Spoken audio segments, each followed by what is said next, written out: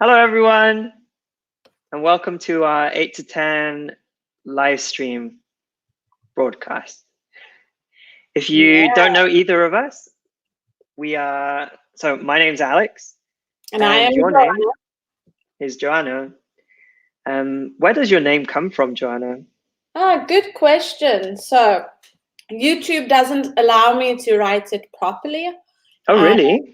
No, it just allows me to write a plain, simple Joanna with no punctuation. It And should be like this, right? show You'll me. see it in the comments. Oh, really? Hold on. Yes, perfect. That's how it should be. Or maybe I'm just not technologically inclined, so I didn't know how to do it. But yes, I have a Portuguese name because I have a Portuguese father. Exactly. You're a bit of a strange person, aren't you? You've got like a lot of mixed. Yes, so for anybody viewing for the first time, because it's my first time on the webinar, I am South African, born and raised, but I have a Portuguese father and I have a German mother. And so we're all multicultural. And, What a mix. What a mix. Definitely. It's Yeah. brings a lot of different things into it, which is makes And it. now you're in Italy as well. Yes, I've also lived in Germany too. My God, what a mix. That's fascinating. All of them. I'm Alex. Quite simple. Alex is quite international. I come from England. Yeah, it's technically Alexander. Joanna is the only person in the world that calls me Alexander. Everyone else calls me Alex or Alex. I come from England in the southwest, and we both work at Bologna, at MyS Bologna, Yes. which is a fantastic place to work. And today we are talking about our childhoods. Exciting. Very exciting.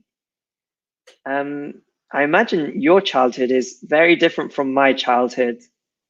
I think that's pretty normal considering we all come from different countries, different cultures. I think it's cool though, because you'd sort of get to see how a person was raised. Definitely.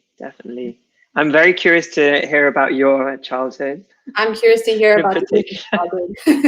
My childhood is very, very normal, very kid in the countryside kind of thing.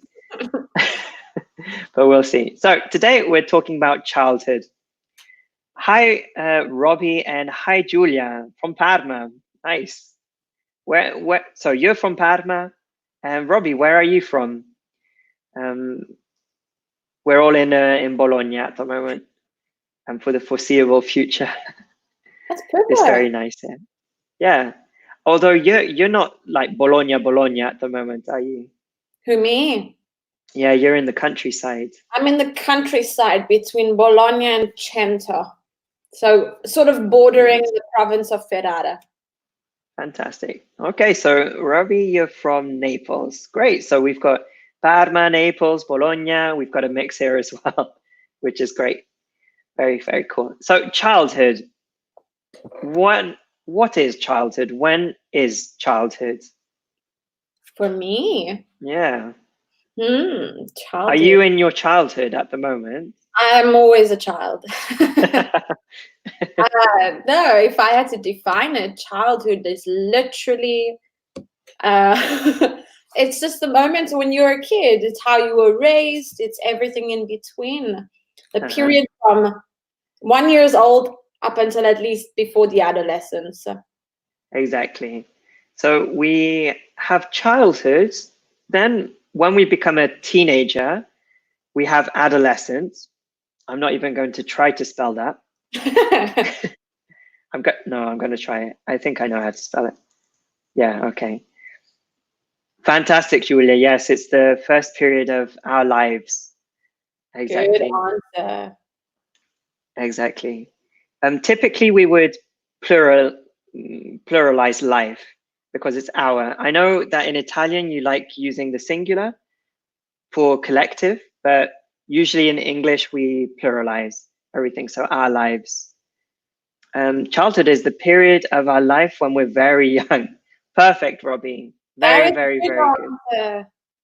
Very good. After childhood, we have adolescence. Contracted. We Yes. said we're very young.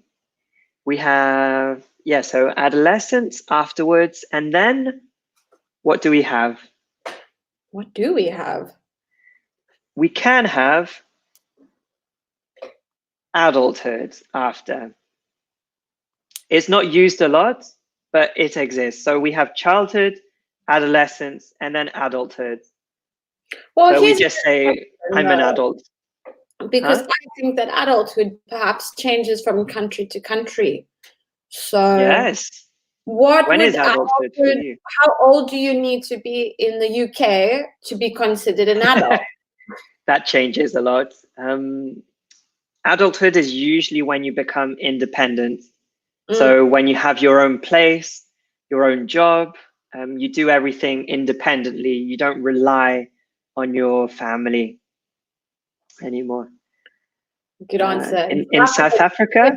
Not like that. So do you have a ritual?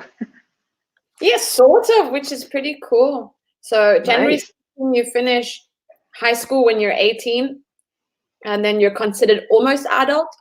And then when you're 21, your parents usually gift you a physical key, but it's a metaphorical key to life. Oh, wow. And now you are an adult. It's the 21st. So usually people make a big fuss over this type of party. Fantastic. They have a nice celebration, and yes. How about my 25th in Europe? In Italy, when do you become an adult? We're curious. We're very curious in Italy. When do you become an adult? When do you stop being a teenager, and when do you become an adult?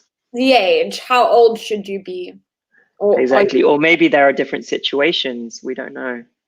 Yeah, maybe it differs from region to region. Definitely. So let's have a look in what we're going to do in this focus. Joanna, could you read, please? Of course. So in this focus activity, memory and childhood, talking about my childhood, used to, would for past, verbs and phrases for childhood. So childhood, childhood, childhood. Let's get into it. Good use of drilling. Exactly. Let's have a look as well. So we've got some questions just to start.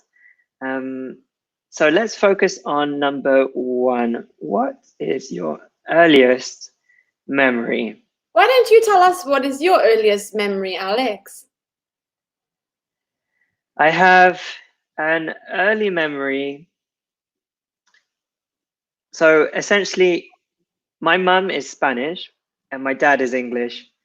My mum spoke to me exclusively in Spanish and still continues to speak to me in Spanish. And I remember when I was very young, I was trying to speak in English to my mum. And I said, "Look, mum, a car." And my mum looked at me and said in Spanish, "Sí, un coche." And I remember feeling a bit confused because I didn't understand why she didn't accept a car. She said un coche, and I didn't understand. That's my earliest memory, I think. I think that it must have been a little bit difficult being bilingual, having only one parent speak one of them. Yeah. Like, what is going on? I didn't understand if what I said was right or wrong, but it's fine. It's fine. Ooh, we have a comment from Julia about adulthood. Can you read that as well, Joanna? I think that in Italy, you become an adult when you finish university or when you start to live alone and work. Fantastic. Yes. Makes sense. That's very much like the UK as well. You become an adult. Like technically, you become an adult when, 18, 19. Yeah. Technically, but not really an adult. Hi, Nadia. Efficient. Yeah, exactly. How about you guys in the comments? What is your earliest memory? How about you, Joanna? What's your earliest memory? Wow, I have a lot of memories. I think the main one that probably stuck with me was in grade 1, so year 1, as many other people know it. I never went to public school. I was homeschooled. And what is homeschooling? Oh, good question. Homeschooling is when you have a syllabus like any normal school, except you learn in the comfort of your own home. So fortunately, but unfortunately, my mother was my teacher. And that didn't necessarily go so well with me. She did a lot of mathematics. I remember that. And I just was not good at it. I just remember a thick textbook of mathematical equations. A good thing to know is when I started homeschooling, I was 4 years old. I was 4 shy of 5 because I started school early. And imagine when you're like 4.5, almost 5, with the mathematical equation, you're like, what is this? Yeah, you don't understand what's happening. Not at all. So that's probably my earliest memory. Okay. So it sounds like you remember a lot from your childhood as well. Yes, I often think about my childhood. Nice. I feel like I'm very, very nostalgic. Ooh, we have Julia's earliest memory. Tell us, Julia. Yeah. Your earliest memory was a nightmare that you had when you were very little. No, you were in a baby cot. Oh, God. Oh, wow. I hope it wasn't too scary. Yes, I don't want you to relive it or to think about it. I think Julia's a strong person now, though. Yes, I think she carried that with her. But thank you very much for sharing that. Thank you, Julia. Thank you. We have Robbie too. My earliest memory probably is when I was playing with my mother on the swing and I fall down. Yeah, so fall is irregular in the past. What is the past of fall?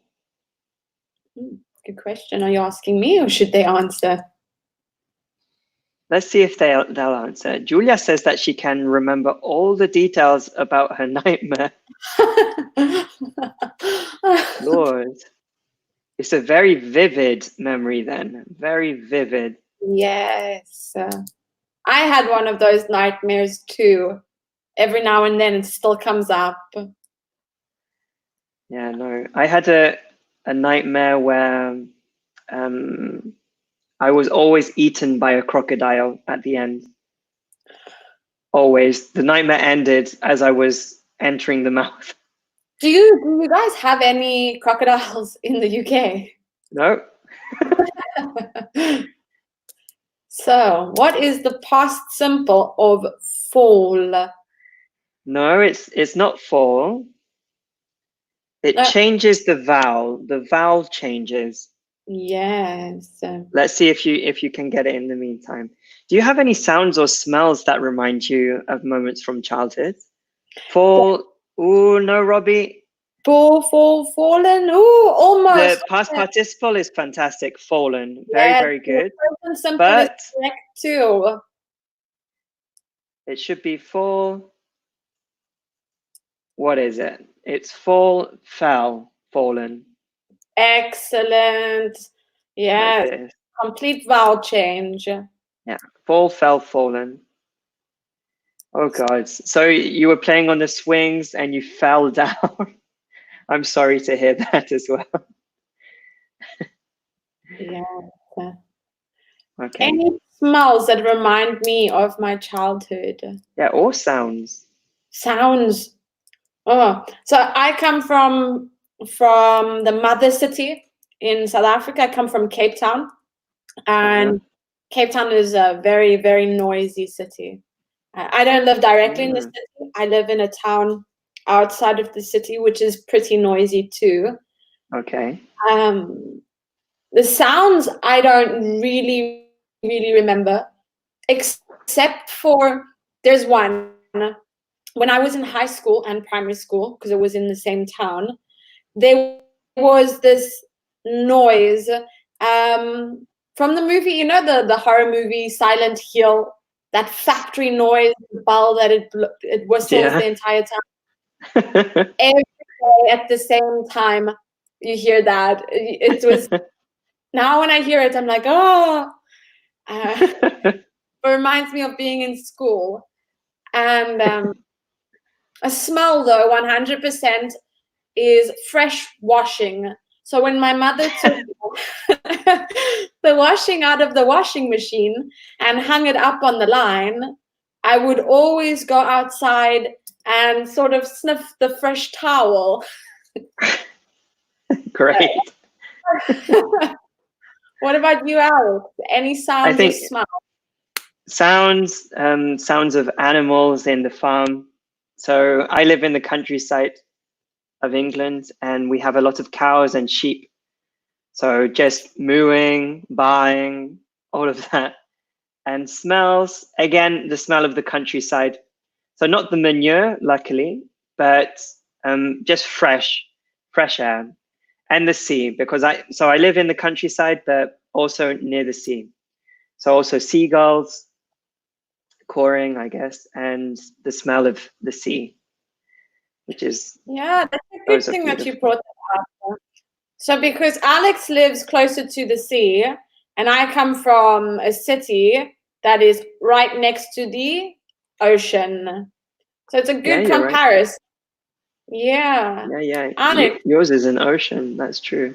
It's an ocean. How would you explain the difference between a sea and an ocean? Good question. I think an ocean would be bigger than a sea. A sea is usually a local one. Maybe it connects 1 or 2 or 3 countries, but an ocean divides continents rather than countries. Yeah. It's good to think about, because when I go to the beach in Rimini or Ravenna, I'm always shocked when I go there. I'm so used to having a wild ocean with waves. Yeah, no. And you have your calm, relaxed atmosphere. It's really, really nice, though. Right. Julia wants to point out that she doesn't remember a specific smell from her childhood, but she remembers the sound of birds that were singing on the trees near my home. Beautiful. Very, very good. You can even say, so singing is fantastic for birds. You can say singing. You can even say like tweeting. So you can even say chirping. Yeah. Yeah. Tweeting, chirping. These are all good things, but singing is fantastic for birds. Birds love to sing. They really love singing. Okay, and finally, do you feel nostalgic about your childhood? I don't. Why? I'm quite happy. Like, I feel that in my childhood, everything was very structured. Now as an adult, I've got a lot more freedom, and I'm finally, free to do what I want. When I was a child, I didn't have that flexibility. Yeah. How about you? It's a good question. I agree with you. Now that I'm an adult, I have a lot more freedom. Also earn my own money. Exactly. Which is a benefit. But I'm a very nostalgic person, so I like to reminisce on times gone by, especially my childhood, because I had a lot of fun. I was always in the streets, playing around, playing soccer. I was never in the streets. What? See, my parents were. Yeah, no. My parents had everything very, very structured. We have Robbie. Can you read that, Joanna? My mother would cook cakes very often. Wow. The smell of that cakes definitely remind me my childhood. Very beautiful. Careful with that. If we have a plural, it's going to be those. The smells of those cakes definitely remind me of my childhood. Yeah. So Love. we would have those cakes and reminds me of something. You're more than welcome, Julia. Thank you for sharing all of those beautiful sounds. It's really, really nice. And thank you for tuning in as well. Okay, let's have a look at the next slide here. This is a funny one. Joanna, can you read that? When I grow up, what did you want to be when you grew up? What is grow up, actually? To grow up. It's a good question. What is grow up, everyone? Not group up, grow up. Grow up, yeah. Oh, Julia also says, yes, sometimes I'm nostalgic of that period in which there weren't worries and you had only to play, eat, and sleep. Simpler times. Everything was innocent. Oh, fantastic, Julia and Robbie. Yes, to become older. Perfect. Very, very good. Very good. Words right out of my mouth. Very good, Julia. Very good, Robbie. That's to become older. We can even use it as adults. We don't stop growing up. We can use it as an interjection. Let's say, for example, my friend or someone I know says something immature, something that's a little, childish, something that they shouldn't say as an adult. You say, come on, grow up. Are you being serious? Grow up. Stop being a baby. Yes, it's definitely what we could say to them. As in to act your age. Yeah, exactly. Exactly. So fantastic job. That is to become older. So a little bit of a competition, Julia and Robbie. And I think we even had someone else, no, and Nadia. What do you think are the top 10 jobs that kids wanted as a child? Top 10. I'm trying to think of them as well. Yeah, we should make a list for ourselves as well. Okay, we can make a list too. So what do you think, Joanna, is something that a lot of children want to be when they grow up? I think that lots of little boys would like to be a policeman. Okay, so policeman, I think, is a good one. In the comments, you can disagree or agree with us as well. So a policeman, I also think that lots of children want to be doctors. I also feel like that children would like to be sports stars. So yeah, they want to be sports stars. Sports stars with two sports stars, 2 words. Okay. As in nice, Robbie. Or astronaut, doctor, singer, and doctor. Those are very, very good. Julia also teacher. Yes, definitely. Definitely. Did you want to be a teacher when you were young? No. You wanted to be a singer, I think. Yes, like my whole dream was to enter South Africa's Got Talent or South African Idol. Oh my God. No, I think that when I was a kid, I really, really wanted to be a forensic scientist from CSI. Wow. What about you? What was your dream job? Robbie says that she wanted to be a tour guide. Why did you want to be a tour guide, Robbie? What are you now? Are you a tour guide? Maybe you are. When I was very young, I wanted to be either one of two things. I either wanted to be a policeman because I like justice and all of that kind of stuff, or an archaeologist. I grew up when we had films like Jurassic Park, Indiana Jones. So those were very, very present in my childhood. So I wanted to be one of those. But both of my parents are teachers, so it was very natural for me to become a teacher. Really? What did your dad teach? Which subject? Classics. And your mother? Spanish. Okay. and French technically, but Spanish. Julia has a great one. Lisa does too.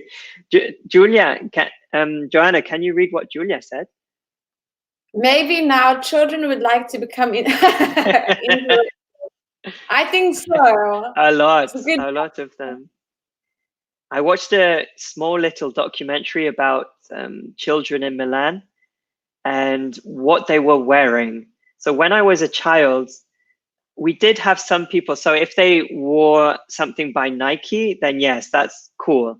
But they didn't know anything about it. They had the interview with the children in Milan, and they were showing what they had on. So they had a Louis Vuitton, whatever, a Gucci, whatever, Supreme trousers, anything like that. And the thing is, they knew exactly how much each item cost. So I think you're right. A lot of children want to become influencers. Yes, they know every brand. My mother used to dress my sisters.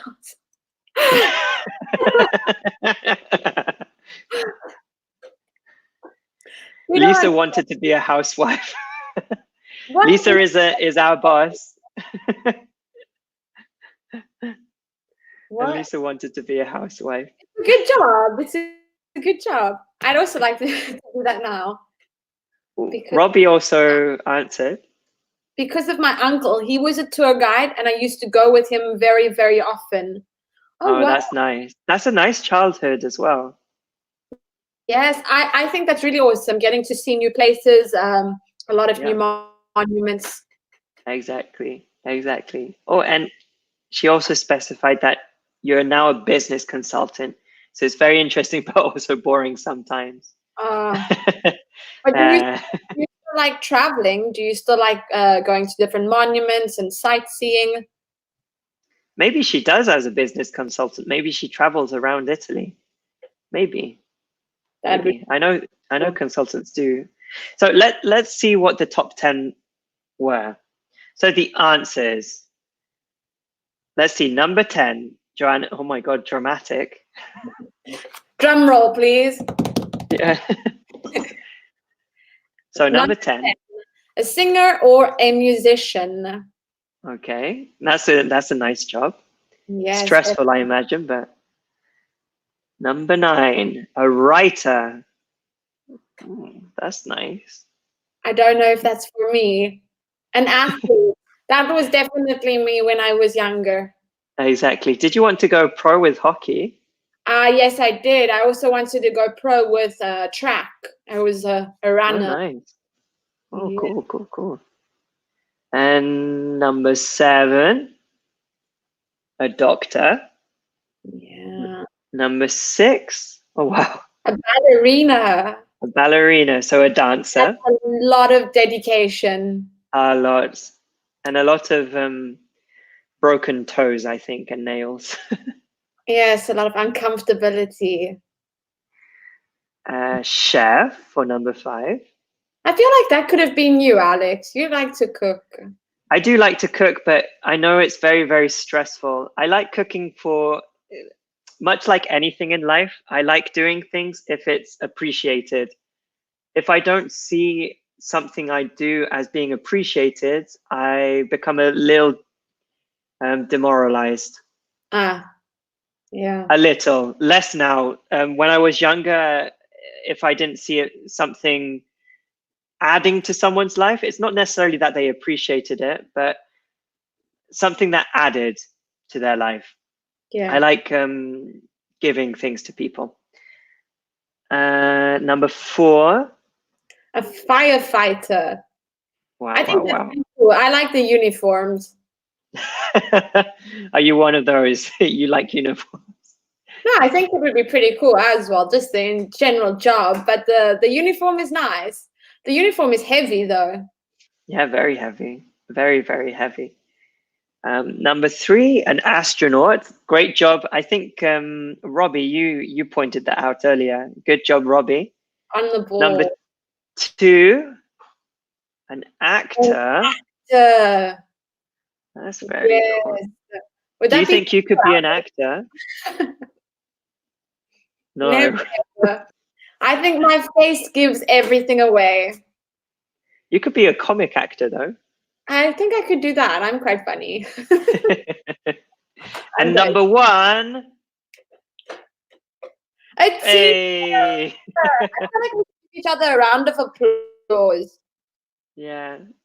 Lots of children want to be a teacher. They like helping, I guess, which is a very positive thing, isn't it? Why did you decide to be a teacher, Alex, other than your parents being teachers? Other than that, so it did influence me a lot, I think, seeing my parents teach from a very young age. But like I said, I like helping people and I like giving to people. So if I can give people something through teaching, I feel fulfilled in that way. How about you? Why did you become a teacher? For the gifts. I'm joking. You're in the wrong country. I know. In South Africa, the teachers get gifts for like everything. It's pretty much the reason why you became a teacher. I feel if I've added something, be it teaching anything, languages, or I don't know, helping you to do something else, I feel like I've made the world a better place somehow. Exactly. I love that sentiment. So I think we're going to move on to some childhood phrases. So can you all in the comments match up the different, the meaning and the phrase? Yeah, so the definition would be on the right and the word would be on the left. Exactly. Or so the phrase would be on the left. I think we're going to go through some examples as well. Like, I don't think that I threw a lot of tantrums when I was a child. My parents were very good at disciplining, so I stopped. I think maybe when I was very young, I must have thrown tantrums, but as I became older, when I was 6, 7, 8, I didn't throw any tantrums at all because I knew I couldn't win. How about you? Did you throw any tantrums? All the time. No. I think I was a relatively. Where did you throw tantrums?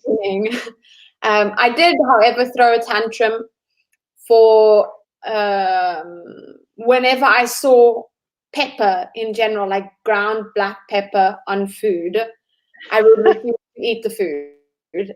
Oh, guys. Exaggerate the story and be a little bit dramatic and starve. Right? Okay. No, that was basically the only time. So what do you think throw a tantrum is? What's the definition? Yes, comment it in or write it in the comment section. Throw a tantrum. Exactly. In the meantime, we can get into trouble. Did you get into trouble at school? In primary school, definitely not. I think when I got to high school, I became a little bit more rebellious. Okay. Between the ages of 15, 16. Uh-huh. I was very hard-headed, so I stood my ground for things that I didn't like. You were hard-headed? I think sometimes I still am. What about you? Did you get into trouble as a kid? I didn't usually get into trouble. If I did get into trouble, it's because not because I did something bad necessarily, but because I wasn't thinking at the time.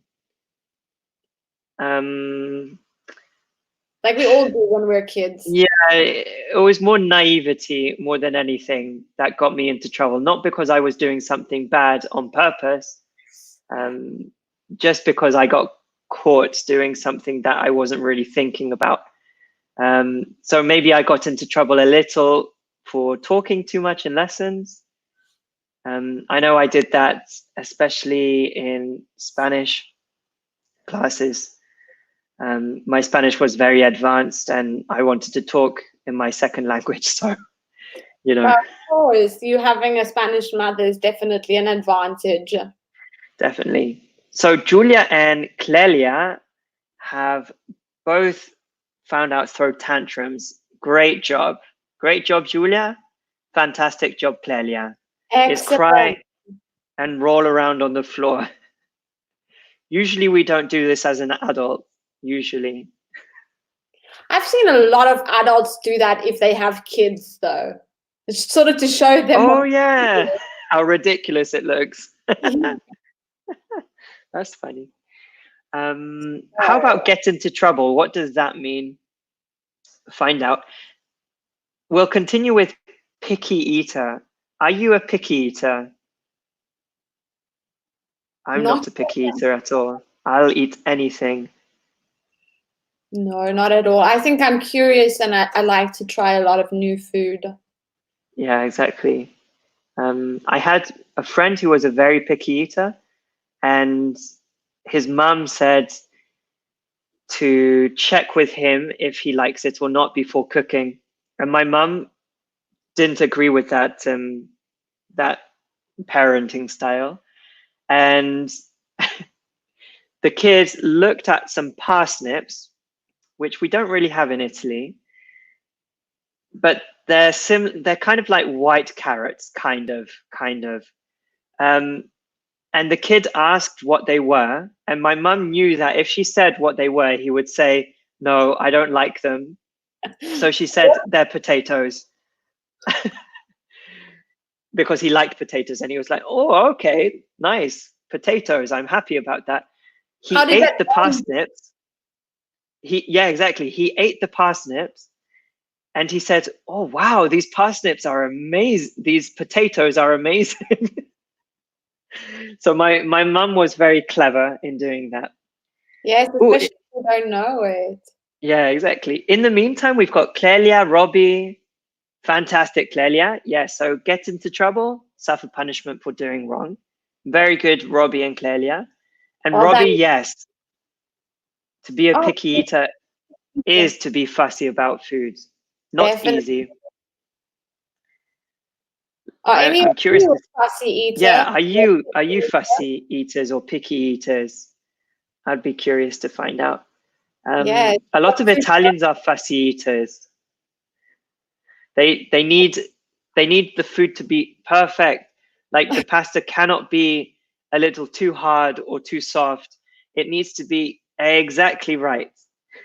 I think that I'm becoming a professional on knowing when the pasta is cooked correctly. Yes. And that's about it. Making any sauce for the pasta, no. Ooh, be told off as well. Great job, Robbie. Very, very good. Adult. Yes, wow. He's really doing wonders. Good job. Again, we can use this as an adult, but it will always remind us of being a child.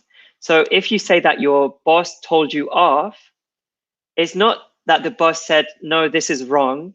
They told you off in a way that makes you feel like a child. They make you feel like a child. Yeah. Oh, Julia is still a picky eater. No. That's fine as well. I mean, I think it's important to understand what you like in life and continue. Yeah. So share your toys. This is easy. Did you share your toys when you were a kid? Yes, I always shared my toys as a kid. I had a brother, so I needed to share everything. Exactly, Robbie. Great job. How about look up to? I like the definition. Allow other I know. your toys. Exactly. There are some kids that toys you're getting. Yeah, exactly. Very good, Clelia. To respect, admire. Who did you used to look up to when you were a child? Yeah, exactly. I looked up to my parents a lot. Yeah, especially my dad, I think.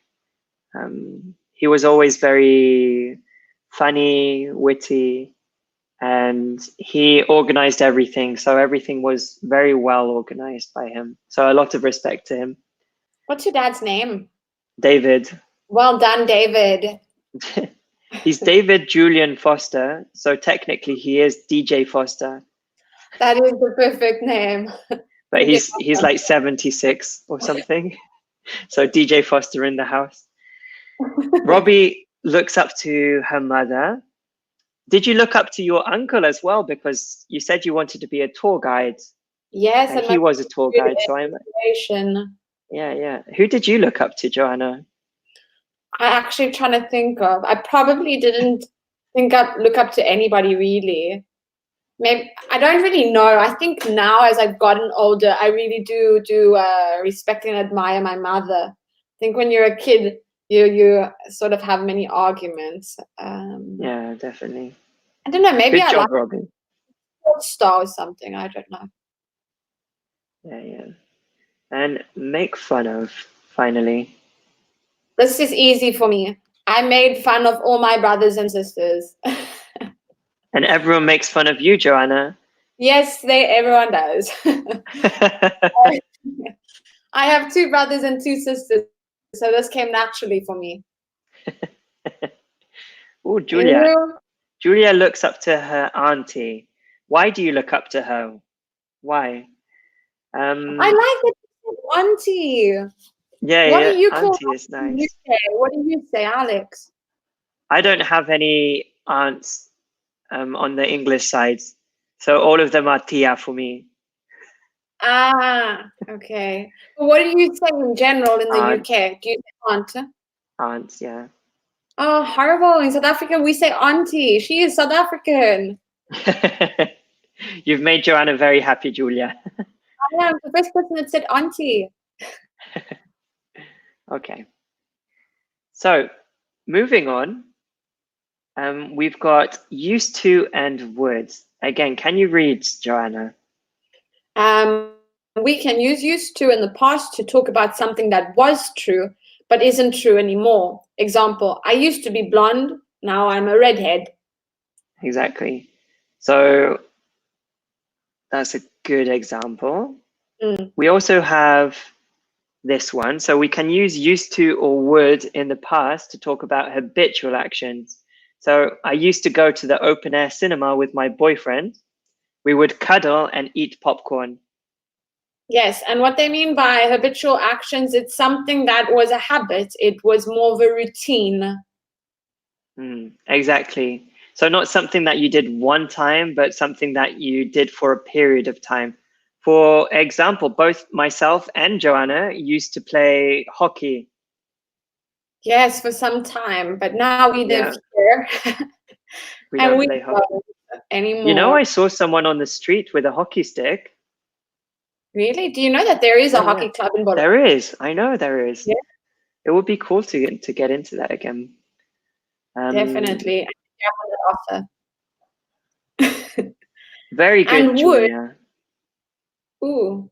Yeah, so she said she loved her auntie, or she loves her auntie for her independence and her strong character. Very nice. Man, that's a good description of your aunt. Really good. I'm sure she'd be happy to read that. Careful with independence. The spelling is more E's than I's. So just one I and then 3 E's. No, 4 E's. So many E's. It's very similar to the Italian word in terms of the spelling. So I think we're going to have some examples now. So used to and would are always followed by the infinitive, the bare infinitive. So I used to go, I would go. And keep in mind that the bare infinitive is the verb without to. Exactly. So I think we're going to do maybe not this one, but this one. Let's talk about things that used to be true and are no longer true. So, tell us about your past. How are you different now? Yes, it's really interesting to hear. Alex, tell us something about yourself in terms of, I don't know, your appearance, your taste, your character habits, or your fears. So before I came to Italy, I used to be very good at Spanish, but now, because I speak Italian all of the time, my Spanish is worse. Oh no. My Italian has improved a lot, but my Spanish has suffered because of that. You need to make sure you call your mom every single day. No, it's too much contact for me. I'm just practicing my Spanish, Mom. I'm happy with Italian, so I don't have a strong incentive with Spanish, unfortunately. Clelia has a great example. So I used to drink milk when I was a child. Yes. Fantastic, Clelia. That's very cool, though, because here in Italy, they believe that, not only Italy, maybe it's all in Europe, that they believe that you should stop drinking cow's milk, as in milk from the carton or the bottle. Because Exactly. South Africa, they're like, drink it, just drink all the milk. Yeah. Also in the UK, we love milk. We love milk. I still drink milk. I still love drinking milk. Perfect. Exactly. How about you, Joanna? What's changed? I don't know. I think so. When I was younger, I used to have a lot of freckles all over my face. Ooh, what are freckles? I've never had to describe what a freckle is. A freckle is a natural mark that you develop over time, and the sun usually helps with that. It's like a pigmentation. I don't know. How would you describe what a freckle is? No, that's exactly how I would do it. So natural spots or marks that you get on your skin from staying in the sun. I think I would get freckles when I was a child, but now I don't get freckles anymore. No, over time mine disappeared as well. Exactly. Robbie has a great example too. Can you read that? I used to eat junk food, but now I don't. Good job, Robbie. Good job, Robbie. Very good job. I'm trying to think. Oh, we have another one from Julia. Great. Perfect. Yes, eating healthy is definitely a good thing. Careful with the comparative. We have, I eat healthier foods. No, you could use that.